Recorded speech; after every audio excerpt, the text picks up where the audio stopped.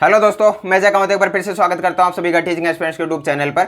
सो दोस्तों, अभी आपकी रीट पात्रता परीक्षा की आंसर की जारी हो चुकी है और आई होप आप लोगों ने मई स्कोर भी ली होगी। आप लोगों को आइडिया लग भी गया होगा कि आपका स्कोर कितने तक हो रहा है। तो अभी देखिए, आप लोगों के बहुत सारे सवाल आ रहे थे और उन सवालों में कुछ ऐसे सवाल थे कि बहुत सारे स्टूडेंट्स का तो यही पूछना था कि नॉर्मलाइजेशन होगा या नहीं होगा, और अगर होता है तो भाई हमारे स्कोर के ऊपर उसका क्या फर्क पड़ने वाला है। इसके अलावा आप लोगों का एक ये भी सवाल था कि जो भी अभी ऐसे साथी हैं जो SC ST OBC कैटेगरी से है, तो उनका 82 पे क्वालिफाई माना जाएगा या फिर 82.50 पे क्वालिफाई माना जाएगा। तो इसके ऊपर भी चर्चा करने वाले हैं। साथ ही में अपन चर्चा करेंगे कि जो अभी आपको 5 बोनस अंक की बात की गई है और 7 ऐसे क्वेश्चन है जिनमें 2 ऑप्शन माने गए हैं, तो क्या अभी आपके जो आंसर की में अभी आपके आंसर दिए गए हैं उनके अलावा आपको यहाँ पे 5 क्वेश्चन बोनस में मिलने वाले हैं, या फिर जो भी आंसर की में बताए गए हैं वही आपके बोनस होने वाले हैं। इसके ऊपर भी चर्चा करेंगे। साथ में अपन चर्चा करेंगे कि जो भी ऐसे साथी होंगे जिनके अभी आपका जो पासिंग मार्क्स का क्राइटेरिया है उसके आसपास में मार्क्स आ रहे हैं, जैसे 1-2 नंबर कम या ज्यादा आ रहे होंगे, तो भाई उनको आगे तैयारी करनी चाहिए या नहीं करनी चाहिए, इसको लेकर भी चर्चा करने वाले हैं। लेकिन देखिए, आगे वीडियो में आगे बढ़ने से पहले मैं आप लोगों को ये बोलना चाहूंगा कि अगर आप लोग भी अभी रीट मेंस की तैयारी करना चाहते हैं तो अपने टेलीग्राम चैनल के साथ जुड़ सकते हैं। वहां पे अपन अभी प्रॉपर नोट्स आपको देंगे और इसके अलावा आपको वहां पे पूरी स्ट्रेटेजी बताई जाएगी, कुछ क्लासेज वगैरह भी आपको दी जाएंगी। तो अगर आप लोग यहाँ पे ग्रेड 3 भर्ती की तैयारी करना चाहते हैं तो आप अपने टेलीग्राम चैनल के साथ भी जुड़ सकते हैं। तो चले फिर अभी वीडियो की शुरुआत करते हैं। तो देखिए, सबसे पहले अगर मैं चर्चा करना चाहूँ यहाँ पे नॉर्मलाइजेशन को लेकर, तो देखिए नॉर्मलाइजेशन के लिए मैं आपको यही बोलूंगा कि अभी मेरे को बिल्कुल भी चांसेस नहीं लगता कि आपका नॉर्मलाइजेशन होगा। ये ऐसे मेरा मानना है कि आपका नॉर्मलाइजेशन नहीं होगा, लेकिन अगर फिर भी अगर आपका होता है तो उससे आपको क्या फर्क पड़ने वाला है उसके ऊपर चर्चा कर लेते हैं। तो देखिए, अगर आपका नॉर्मलाइजेशन होता है तो जो भी ऐसे साथी होंगे जो L1 से होंगे, जो लेवल 1 वाले साथी होंगे, तो भाई उनके स्कोर के ऊपर तो कुछ भी फर्क नहीं पड़ने वाला इसका, क्योंकि उनका एक ही शिफ्ट में पेपर हुआ था, तो उनके ऊपर नॉर्मलाइजेशन यहाँ पे लागू नहीं होता है। तो वो तो अपना ये छोड़ दे कि भाई नॉर्मलाइजेशन में अपना स्कोर बढ़ सकता है, तो उनका तो ऐसा नहीं होने वाला है। बाकी अगर मैं बात करता हूँ लेवल 2 वालों की, तो भाई लेवल 2 में आपके जो भी ऐसे साथी होंगे जिनका भाई 27 फरवरी को एग्जाम था, उनका हो सकता है कि स्कोर में यहाँ पे 1-2 मार्क्स आपको यहाँ पे बढ़ोतरी देखने को मिल जाए। लेकिन जो भी ऐसे साथी होंगे जिनका 28 को पेपर था, भाई उनके यहाँ पे मेरे को नहीं लगता कि कुछ स्कोर में यहाँ पे कुछ खास फायदा होने वाला है, उनका स्कोर नहीं बढ़ने वाला है। लेकिन 27 वालों का हो सकता है कि 1-2 मार्क्स आपको यहाँ पे बढ़े हुए मिल जाए। लेकिन अभी कुछ साथियों का ये भी सवाल आ रहा था कि क्या नॉर्मलाइजेशन में स्कोर कम भी हो सकता है। तो देखिए, मैं आपको ये बोलूंगा कि हो सकता है नॉर्मलाइजेशन में आपका स्कोर बढ़ जाए, लेकिन आपका कम तो नहीं होगा। ये आप 100% मान के चलना कि नॉर्मलाइजेशन के बाद में कुछ साथियों ने बोला है कि आपका स्कोर कम हो जाएगा, लेकिन मेरे को 1% भी नहीं लगता कि आपका यहाँ पे स्कोर कम होने वाला है। हो सकता है आपका बढ़ जाए लेकिन कम नहीं होगा। तो भाई ये मैंने नॉर्मलाइजेशन की बात कर ली है। अब अगर अपन बात करते हैं ऐसे साथियों की जिनके 82 मार्क्स आ रहे होंगे और जो SC ST OBC कैटेगरी से हो, तो भाई उनका यहाँ पे क्वालिफाई माना जाएगा या नहीं माना जाएगा। तो देखिए, मेरा यही मानना है कि आपका 82 मार्क्स में 100% क्वालिफाई माना जाएगा। अब देखिए, ऐसा मैं क्यों बोल रहा हूँ, क्योंकि आप लोगों ने देखा होगा कि जो आपके पिछली रीट पात्रता परीक्षा थी उसमें भाई 82 वालों को यहाँ पे वैलिड माना गया था, क्वालिफाई माना गया था मेंस के लिए। तो भाई अगर उस टाइम पे यहाँ पे क्वालिफाई माना गया था तो इस टाइम पे भी माना जाएगा, क्योंकि उनकी यहाँ पे रीट पात्रता परीक्षा आजीवन यहाँ पे वैलिड कर दी गई है। तो भाई उस टाइम पे अगर 82 वालों को यहाँ पे आजीवन वैलिडिटी दे दी है तो आपकी भी रीट पात्रता परीक्षा आजीवन वैलिड रहेगी और आपका यहाँ पे क्वालिफाई भी माना जाएगा। तो जो भी ऐसे साथी होंगे जो 82 मार्क्स लाए और उनको भाई यही डाउट था कि भाई हमारा क्वालिफाई है या नहीं है, तो भाई आपका 100% यहाँ पे क्वालिफाई है, आप यहाँ पे मेंस की तैयारी कर सकते हो। तो देखिए, मैंने ये भी बता दिया है।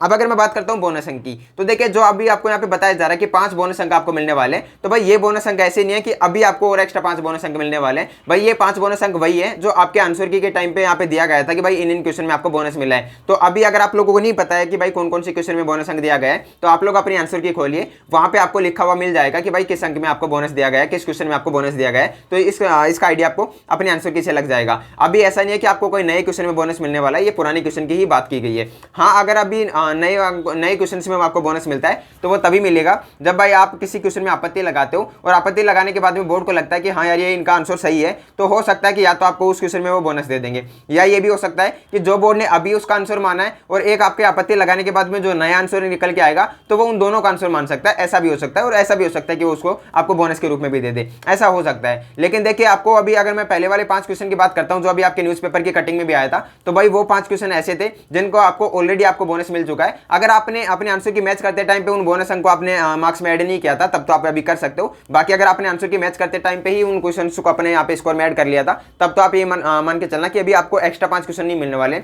वो वही 5 क्वेश्चन थे जो आपको आंसर की में दिए गए थे। तो भाई ये आपकी बोनस अंकों की भी बात हो गई है।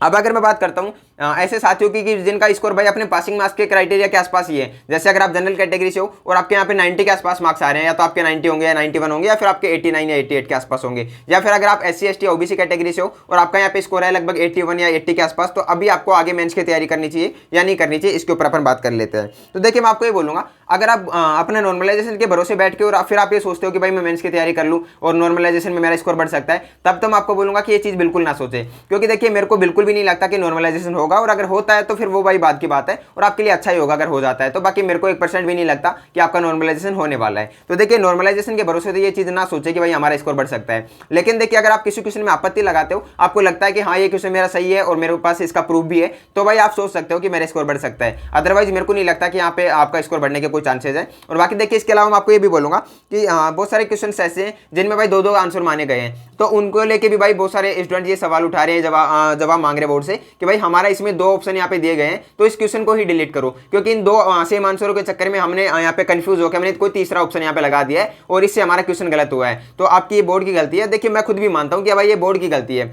यार अपन पेपर सेट करते टाइम पे आपको 4 ही तो ऑप्शन देख रहे हैं, 4 ऑप्शन में आपको ये चीज तो देखनी चाहिए कि भाई एक ही क्वेश्चन के आपको 2-2 आंसर मिल रहे हैं, तो वो भाई बोर्ड की गलती है कहीं ना कहीं, और उसको लेके सवाल भी उठाए जा रहे हैं। तो भाई अगर बोर्ड इस चीज को मानता है कि हाँ हमने ये गलती की है तो भाई हो सकता है कि वो आपको यहाँ पे आगे जाके मार्क्स दे दे। बाकी देखिए मैं आपको कुल मिला के ये बोलूंगा कि मेरे को नहीं लगता कि अभी आगे जाके कुछ ज्यादा मार्क्स यहाँ पे बढ़ने के चांसेस हैं। तो अभी जो भी ऐसे साथी होंगे जो पासिंग मार्क्स के क्राइटेरिया के आसपास होंगे, जो 82 के आसपास होंगे या जो 90 के आसपास होंगे, भाई मेरे अकॉर्डिंग उनको किसी और एग्जाम की तरफ देखना चाहिए और आपको आगे अपनी तैयारी कंटिन्यू करनी चाहिए। क्योंकि देखिए अगर आप क्वालिफाई हो जाते हो, आपको पास कर दिया जाता है, तो भाई वो आपके लिए ज्यादा अच्छा होगा। वो तो बहुत अच्छा होगा कि आप पास हो जाते हो। तो भी देखिए मेरा ये मानना है आपका ये रिजल्ट है जो मई के लास्ट तक आएगा लगभग। अगर भाई आपका मई के लास्ट में ये रिजल्ट आता है तो भी भाई आपके पास में लगभग 7 महीने बच जाते हैं। तो भाई अगर आप मेंस की तैयारी मई के बाद भी करते हो ना, तो भी 7 महीने में भी आपकी तैयारी हो जाएगी अच्छे से। तो मैं आपको ये बोलूंगा कि अभी आप रिजल्ट का वेट ना करें और आप अपने किसी और वैकेंसी की तरफ या किसी और एग्जाम की तरफ देखें, उसकी तैयारी करें अच्छे से। और बाकी अगर आपका बाद में पास हो जाता है रीट पात्रता परीक्षा, तो फिर आप बाद में मेंस की तरफ आ सकते हो। बाकी देखिए अगर आप लोग अभी से मेंस की तैयारी करते हो और आपको पता लगता है 2 महीने बाद कि भाई मैं फेल हो रहा हूं, तो भाई आपके ये 2 महीने ना ये यार चले जाएंगे, ये वापस से आपको नहीं मिलने वाले कि आप किसी और एग्जाम की तैयारी अच्छे से कर पाओ। इसीलिए मैं आपको यही बोलूंगा